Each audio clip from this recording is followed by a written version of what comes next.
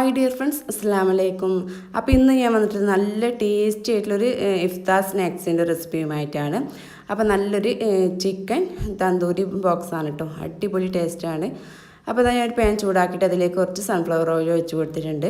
പിന്നെ അതിലേക്ക് ഒരു ടേബിൾ സ്പൂൺ വെളുത്തുള്ളി ചെറുതായിട്ട് അതിനത് ഇട്ട് കൊടുത്തിട്ടുണ്ട് കേട്ടോ. ഇനി ഇതൊന്ന് കളറൊന്ന് ചെറുതായി മാറുന്ന സമയത്ത് ഇതിലേക്ക് നമുക്കൊരു സവാള ചെറുതായിട്ട് അതിനതും കൂടി ഇട്ട് കൊടുക്കാം.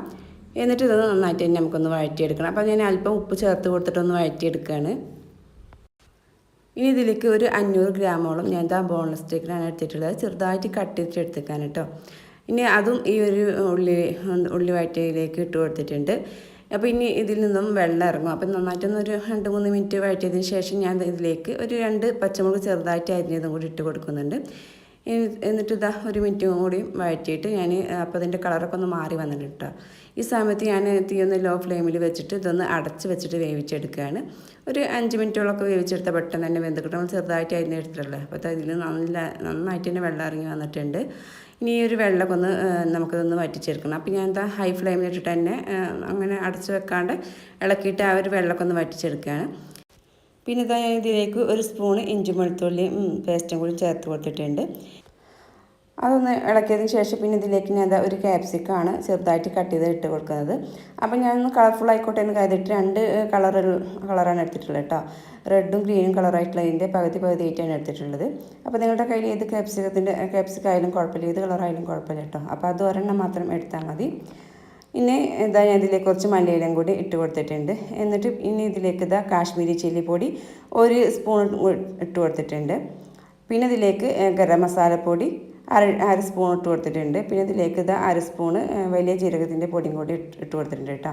പിന്നെ തന്തൂരി മസാല ഉണ്ടെങ്കിൽ നിങ്ങൾ വലിയ ജീരകത്തിൻ്റെ പൊടിയും പിന്നെ ഗരം മസാലപ്പൊടിയും ചേർത്ത് കൊടുക്കേണ്ട ആവശ്യമില്ല. അപ്പോൾ ആ ഒരു തന്തൂരിയുടെ മസാലപ്പൊടി ഉണ്ടെങ്കിൽ അത് മാത്രം 1 സ്പൂൺ ചേർത്ത് കൊടുത്താൽ മതി കേട്ടോ. അപ്പോൾ എൻ്റെ കയ്യിൽ ഇതില്ലാത്തതുകൊണ്ടാണ് ഞാൻ ഗരം മസാലയും വലിയ ജീരകവും അതിൻ്റെ 2ൻ്റെയും പൊടി ചേർത്ത് കൊടുത്തിട്ടുള്ളത്. ഇതൊന്ന് സൈഡിലേക്ക് മാറ്റിയതിന് ശേഷം ഇതിൻ്റെ നടുവിലായിട്ട് ഞാൻ ചാർക്കോൾ കത്തിച്ച് വെച്ചിട്ടുണ്ട്. ഇനി ഇതിലേക്ക് കുറച്ച് എണ്ണ ഒഴിച്ച് കൊടുക്കുന്നുണ്ട്. എന്നിട്ട് ഇതൊന്ന് പെട്ടെന്ന് തന്നെ അടച്ച് വെക്കണം കേട്ടോ. അപ്പോൾ നമ്മുടെ ആ ഒരു ചിക്കനിലേക്ക് ആ ഒരു സ്മോക്കിംഗ് ഒക്കെ കിട്ടുമ്പോൾ നല്ലൊരു ഫ്ലേവർ കേട്ടോ. അപ്പോൾ ഇത് ഇഷ്ടമില്ലാത്തവർ വേണമെങ്കിൽ ഇത് സ്കിപ്പ് ചെയ്യുക. ഇതിങ്ങനെ ചെയ്തിട്ടുണ്ടെങ്കിലാണ് കൂടുതൽ ടേസ്റ്റ് കേട്ടോ. അപ്പോഴാണ് നമ്മുടെ ആ ചിക്കനിക്ക് ആ ഒരു സ്മോക്കിങ്ങിൻ്റെ സ്മെല്ലും രുചിയൊക്കെ ആകുമ്പോൾ ഒരു പ്രത്യേക ടേസ്റ്റാണ് നമ്മുടെ ഒരു മസാലയ്ക്ക്. ഇനി ഇതിലേക്ക് ചീസാണ് ഇട്ട് കൊടുക്കുന്നത്. അപ്പോൾ ചീസ് നിങ്ങൾക്ക് ഏത് വേണമെങ്കിലും എടുക്കട്ടെ, മുതലല്ല ചീസ് വേണമെങ്കിൽ അത് എടുക്കാം. അപ്പോൾ ഏത് ചീസ് ഇപ്പോൾ അതിൻ്റെ കയ്യിലുള്ള ചീസാണ് ഞാൻ ഇട്ട് കൊടുക്കുന്നത്. അപ്പോൾ അതൊരു 3 ഷീറ്റ് ഇട്ട് കൊടുക്കുന്നുണ്ട്. അപ്പോൾ നമ്മൾ എത്ര എടുക്കുന്നത് അതിനനുസരിച്ചിട്ട് ചേർത്ത് കൊടുത്താൽ മതി. ഒരുപാട് ചേർത്ത് കൊടുത്തിട്ട് അങ്ങനെ റെഡിയാക്കി എടുക്കണം കേട്ടോ. അപ്പോൾ ഇതിലേക്ക് നമ്മൾ ചീസൊക്കെ ചേർത്ത് കൊടുക്കുന്നതുകൊണ്ട് തന്നെ ഇത് നമ്മൾ ആ ചൂടോട് കൂടിയിട്ട് തന്നെ കഴിക്കണം. ഇത് ഉണ്ടാക്കിയ സമയത്ത് ചൂടോട് കൂടി തന്നെ കഴിക്കണം. അപ്പോൾ മുതലല്ല ചീസൊക്കെ വെച്ചെങ്കിൽ ആ ചൂടോട് കൂടി കഴിക്കുമ്പോൾ അവരിങ്ങനെ വലിവൊക്കെ ആയിട്ട് നല്ല ടേസ്റ്റൊക്കെ ഉണ്ടാവും കേട്ടോ. ഇനി ഇതിലേക്ക് ഒരു 2 സ്പൂണ് ഞാൻ മയോണൈസും കൂടി ചേർത്ത് കൊടുക്കുന്നുണ്ട്. എന്നിട്ട് ഇതൊന്ന് നന്നായിട്ട് തന്നെ എല്ലാം കൂടി ഒന്ന് മിക്സാക്കി എടുക്കാം. അപ്പോൾ നമ്മൾ സ്മോക്ക് ചെയ്യുന്ന സമയത്ത് സ്റ്റവ് ഓഫ് ചെയ്തിട്ട് വേണം ചെയ്യാൻ കേട്ടോ. അപ്പോൾ നമ്മൾ സ്റ്റവ് കത്തിക്കേണ്ട ആവശ്യമില്ല, ഞാൻ പറയാൻ വിട്ടുപോയതാണ്. പിന്നെ ഇതിലേക്ക് ഞാൻ കുറച്ച് ഒറിഗാനും കൂടി ചേർത്ത് കൊടുത്തിട്ട് ഒന്നും കൂടി ഇളക്കിയെടുക്കുന്നുണ്ട്. അപ്പോൾ നമ്മുടെ ഫില്ലിങ് ഇവിടെ റെഡി ആയിട്ടുണ്ട് കേട്ടോ. ഇനി നമുക്ക് സമൂസ ഷീറ്റാണ് വേണ്ടത്. ഇത് നമുക്ക് സൂപ്പർ മാർക്കറ്റിലൊക്കെ കിട്ടുന്നതാണ്. അപ്പോൾ അത് ഞാൻ ഇതുപോലെ ഒരെണ്ണം വെച്ച് കൊടുത്തിട്ടുണ്ട്. അപ്പോൾ ഇതിൻ്റെ നടുവിലായിട്ട് വേറൊരു ഷീറ്റും കൂടി ഞാൻ ഇതുപോലെ വെച്ച് കൊടുക്കുന്നുണ്ട്. ഇനി ഇതിൻ്റെ നടുഭാഗത്തായിട്ട് ഞാൻ ചിക്കൻ്റെ മസാല വെച്ച് കൊടുത്തിട്ടുണ്ട്. ഇനി ഞാനൊരു 2 ടീസ്പൂണ് മൈദപ്പൊടി ഒന്ന് വെള്ളത്തിലൊന്ന് മിക്സ് ചെയ്ത് വെച്ചിട്ടുണ്ട്. ഇനി അത് ഇതുപോലെ ബ്രഷ് ആയിട്ട് ഇതുപോലെ ഇതിൻ്റെ എല്ലാ സൈഡ് ഭാഗത്തും ഒന്ന് ഇതുപോലെ തേച്ച് കൊടുക്കാം. നമുക്കിതൊന്ന് പെട്ടി പോലെ ഒന്ന് ആക്കിയെടുക്കാൻ കേട്ടോ. അപ്പോൾ ഒന്ന് ഒട്ടിച്ചെടുക്കാൻ വേണ്ടിയിട്ടാണ്. അപ്പോൾ നമ്മുടെ ഈ ഫില്ലിംഗ് ഒന്ന് പുറത്ത് പോകാൻ തന്നെ നമുക്ക് ഫ്രൈ ചെയ്തെടുക്കാൻ വേണ്ടിയിട്ടാണ്. അപ്പോൾ ഞാൻ ഇത് എല്ലാ ഭാഗത്തും ഇതുപോലെ ഒന്ന് തേച്ച് കൊടുത്തിട്ടുണ്ട്. ഇനി നമുക്കിത് ഒരു സൈഡിൽ നിന്നായിട്ടൊന്ന് മടക്കിയെടുക്കാം. അപ്പോൾ ഇതുപോലെ ഒരു ഭാഗത്തു നിന്ന് ഞാൻ മടക്കി എടുത്തിട്ടുണ്ട്. പിന്നെ നമ്മൾ മറ്റേ ഷീറ്റിൻ്റെ ഒരു സൈഡിൽ നിന്നും ഇതുപോലെ ഒന്ന് മടക്കിയിട്ടുണ്ട്. അങ്ങനെ 4 ഭാഗത്തു നിന്നുമായിട്ട് ആ ഷീറ്റൊന്ന് ഇതുപോലെ ഒന്ന് മടക്കിയിട്ടൊന്ന് ഇതുപോലെ ഇങ്ങനെ ഒട്ടിച്ച് കൊടുക്കുക കേട്ടോ.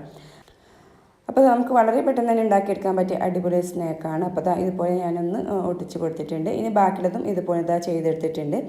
ഇനി നമുക്കിതൊന്ന് ഫ്രൈ ചെയ്തെടുക്കണം. അപ്പോൾ അതിന് വേണ്ടി ഞാൻ പാൻ നന്നായി ചൂടാക്കിയതിന് ശേഷം അതിലേക്ക് ഓയിൽ ഒഴിച്ച് കൊടുത്തിട്ടുണ്ടായിരുന്നു. അപ്പോൾ അതൊന്ന് ചൂടായി വന്ന സമയത്ത് ഇതിലേക്ക് ഓരോന്നായിട്ട് ഇട്ട് കൊടുക്കുകയാണ്. അപ്പോൾ നമ്മുടെ പാനിൻ്റെ വലിപ്പത്തിനനുസരിച്ച് നമുക്ക് 2-3 ഒക്കെ ഇട്ട് കൊടുത്തിട്ട് ഒന്ന് ഫ്രൈ ചെയ്തെടുക്കാം കേട്ടോ.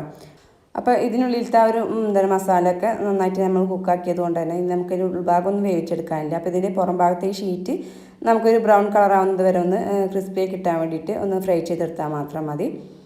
അപ്പോൾ ഇതാ ഞാൻ ഇതിൻ്റെ രണ്ട് സൈഡും ഇതുപോലെ തിരിച്ച് മറിച്ചിട്ടൊന്ന് ഒരു കളറാക്കി എടുത്തിട്ടുണ്ട്, ചെറിയൊരു ബ്രൗൺ കളറാക്കി എടുത്തിട്ടുണ്ട്.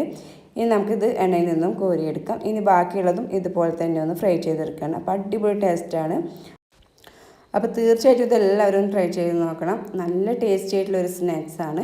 അപ്പോൾ നമ്മളത് ചൂടോട് കൂടി കഴിക്കുന്ന സമയത്ത് ചീസും മയോണീസും എല്ലാം നല്ല മെൽറ്റായിട്ട് അടിപൊളി ടേസ്റ്റാണ് കേട്ടോ.